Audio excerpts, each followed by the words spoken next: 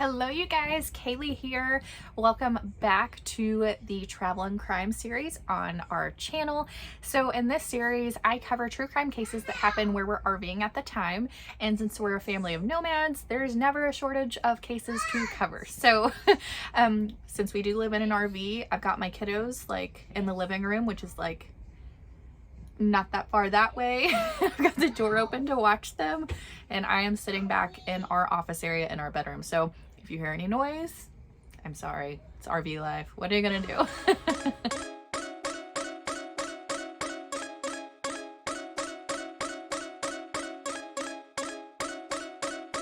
Okay, so since I cover true crime cases that happen where we're RVing at the time, we are spending one more week in Waxahachie, Texas, which is about 20 miles from the heart of Dallas, Texas, about a 35 minute drive depending on traffic.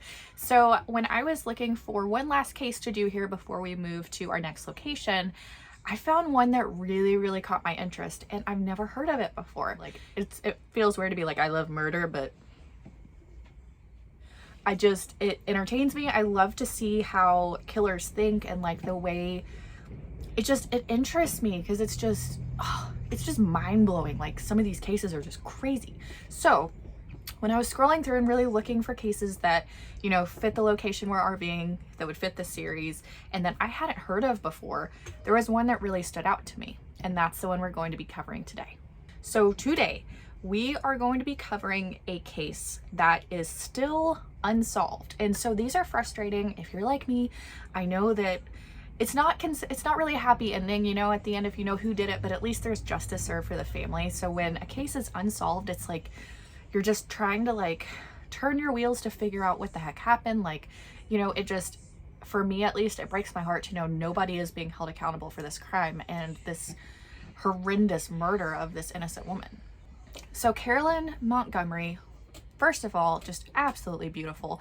She wasn't even 5 feet tall. She was so short and petite, beautiful. As you can see, her hair is just perfect in this picture, and this is how it was said to be all the time. She was just, that's my son. I think he just growled.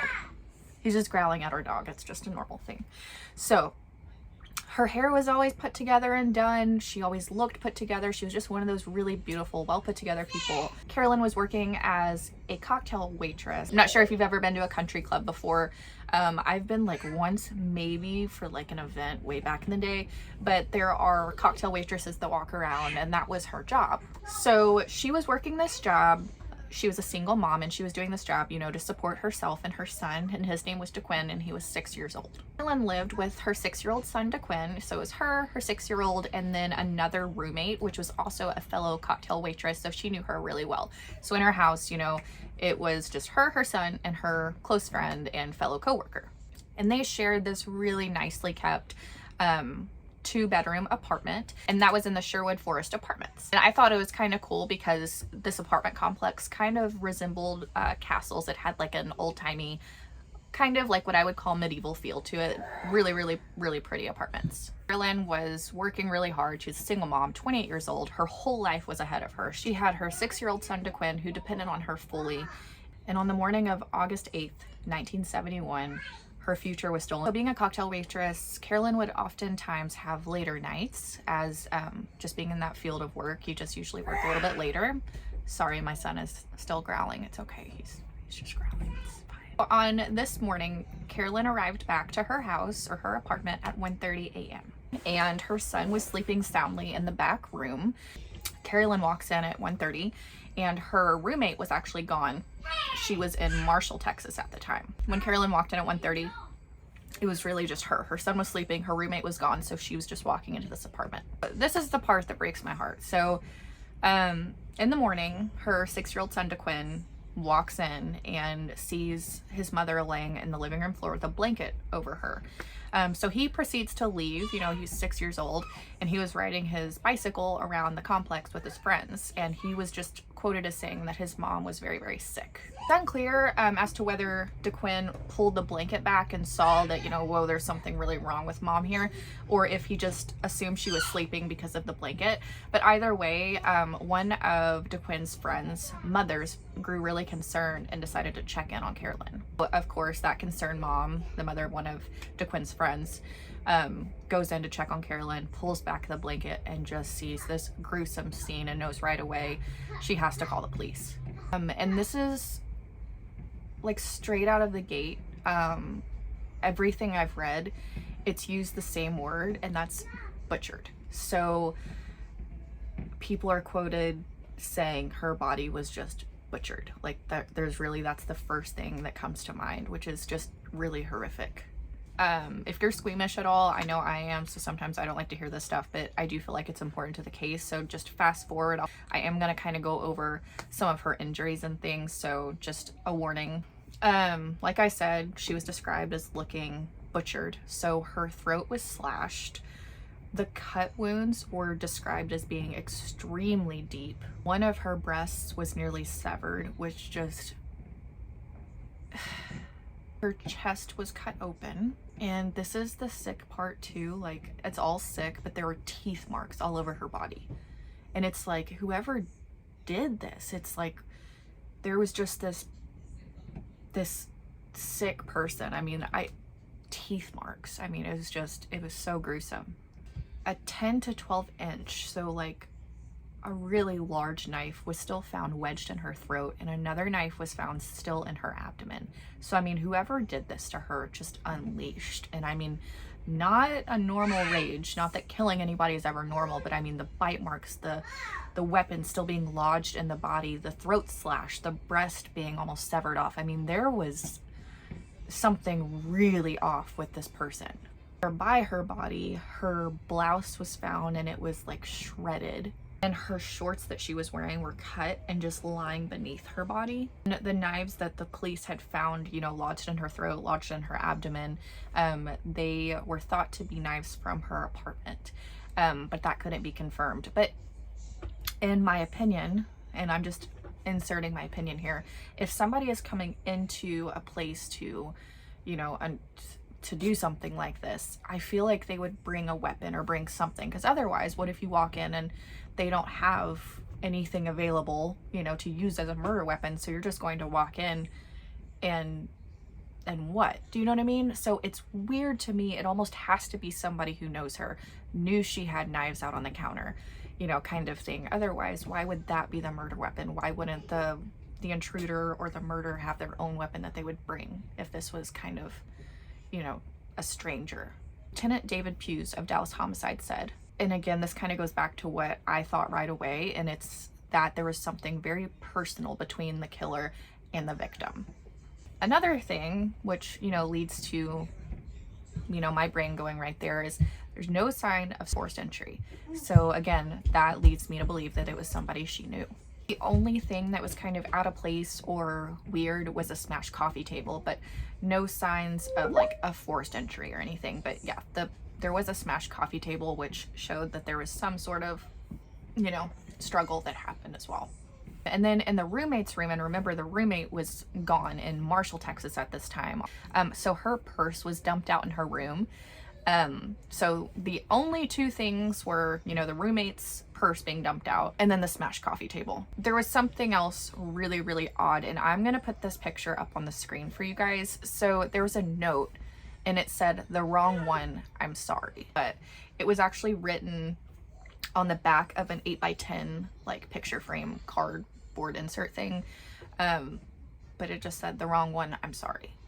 And, you know, homicide, as they're going through this case and looking at, you know, all the different evidence that they found so far, their first thought was that this note was meant to throw the police off the killer's trail. Something too, after police were investigating this case, so the killer spent time with her. So after whoever did this viciously murdered Carolyn, they spent time with her. They brought the paper in to her. There were signs that he or she, whoever the killer was, wiped blood off of Carolyn's face. Just a very odd scenario. You know, where the police were going back to that note and they were saying, how could it be the wrong one? Like, she didn't die right away. You wiped blood off her face. You brought a blanket and covered her up. I mean, how could it be the wrong one? After all of this craziness, police were really looking into suspects. They got going right away. They were looking at blood evidence. They were looking at the knives. They were looking at fingerprints. They were looking at everything they could find to try and figure out who in the world could kill this not even 5-foot woman who You know, there's no struggle, there's a weird note. It's so bizarre. Individuals that were known to Carolyn or close with Carolyn started being eliminated as suspects or people of interest right away. So her soon-to-be ex-husband, he was 28 years old, and his name was Abraham Montgomery. He was eliminated as a suspect. He described Carolyn as being a really loving mother and a great woman. Abraham was quoted saying that they had previously talked about even getting back together because of their child, so there were no like hard feelings there. And he was eliminated. August 6th, 1971, which is 2 days before Carolyn's murder, her roommate had brought home a man. He was a 28-year-old bartender from Garland, Texas. Then that guy that the roommate brought home, his ex-girlfriend actually kicked the door in and threatened everyone inside. So that was kind of a situation, but again, nothing panned out from that. And, you know, the police are just coming up to dead end after dead end. You know, they're ruling out people who are close to Carolyn. You know, they're checking alibis, they're looking at all these things, and nobody is connecting to this case. Fingerprints aren't leading anywhere. You know, they're looking at the blood stains, they're looking at the knives, they're looking at everything they've got in front of them, and who did it? They just could not figure it out. So then the police brought up other cases. They started to try and make ties because maybe, just maybe, you know, this wasn't somebody close to Carolyn, as much as that's what it looked like and as much as that was where their gut feeling was putting them. Maybe not, you know? And what if this was a stranger? What if this was a serial offender, you know? So then putting other cases in front of them, a rape actually occurred very shortly after Carolyn's murder. It was 3 blocks away from her apartment. A 49-year-old woman stepped outside of a bowling alley, and the perpetrator forced her into a car at gunpoint. And he just forced her to disrobe, and he sexually assaulted her. Even though this was just 3 blocks away from Carolyn's apartment and where she was murdered, the police had to rule it out because there were too many differences. It just didn't make sense. It didn't go together.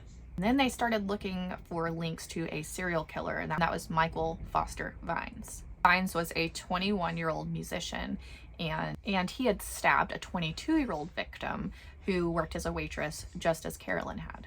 And the weird thing too about this was when this victim was found, Vines had wiped her face, the blood off of her face, just like, remember when Carolyn was found, it looked like somebody had taken something to wipe blood off of her face. So that was a very, very weird similarity between these two cases. Vines actually murdered again. So he had his victim Linda, who worked as a waitress as Carolyn did, and then his next victim was on February 4th. Vines had a 21-year-old victim, and he had stabbed her so aggressively that the end of the blade actually bent. So all in all, Vines was actually accused, and he admitted to killing 3 women. He said that he actually picked 25 women to murder, but his memory was like really fuzzy, which I'm not sure how you forget something like that, but hey. Of course, you know, with all these similarities, the police were questioning Vines in relation to Carolyn's murder, but they couldn't connect anything. For the other murders, Vines still received 2 life sentences, and he actually died in prison. So, you know, if he was the person who ultimately killed Carolyn, then, you know, that's justice was semi-served at least, but still there was nothing solid, there was nothing concrete that proved that Vines killed Carolyn. There was no connection to be found. Another thing to touch on is in the 70s, there were a slew of murders that were just really odd, and they were actually dubbed the bizarre lust murders. So there were just a lot of them, and it was just a slew of them, and police were just kind of dumbfounded. All young to middle-aged women, they had physical similarities. There were so many similarities with all these murders. Faces were wiped clean, remember the blood, and these crimes almost always seemed sexually motivated. On August 17th, 1971, it's actually a conference for police to really look at these bizarre lust murders and compare them and see, you know, what is going on here, because this is so weird. After all of this, after the police are pulling case by case by case, you know, it started with Carolyn, and then, you know, they were trying to connect him with Vines to see if Vines did it because he had killed other women in a very similar way. They had looked at family members. The police had looked at everyone. They'd taken all the evidence presented to them. Nothing linked, nothing matched, nothing. It was a complete dead end. The sad thing is, the conclusion from the police was that they don't think that one person did this. You know, even though they had, between all these murders that were just happening, and you know, this slew of murders really, and you know, the blood being wiped off the face that were seemingly sexually motivated, and the stabbing, the aggression, all of that, it just, they didn't think that it was one person. And the scariest part about that is, you know, it's bad enough that there's one person out there who's that crazy and, you know, aggressive and just off the hinges, but to think that there are many people out there doing that, like, that's terrifying. Remember DeQuinn, which was Carolyn's 6-year-old son at the time, who was actually fast asleep in the back bedroom while this murder of his mother took place. He's now in his mid-50s, still does not have justice for his mother. And I've said this, you guys, this is the worst part. It's not, you know, it's horrible that Carolyn was murdered, and it's worse that nobody is having to pay for this horrendous crime. And unfortunately, her son, who was 6 years old at the time, now in his mid-50s, still doesn't have justice for his mother. He says that, you know, he still remembers, you know, all the amazing memories he had with his mom and how sweet she was and how kind she was. He feels really blessed to have, you know, those positive memories. But you guys, that's it. Like, that's it. And, you know, you can really, I'll link some more articles down below.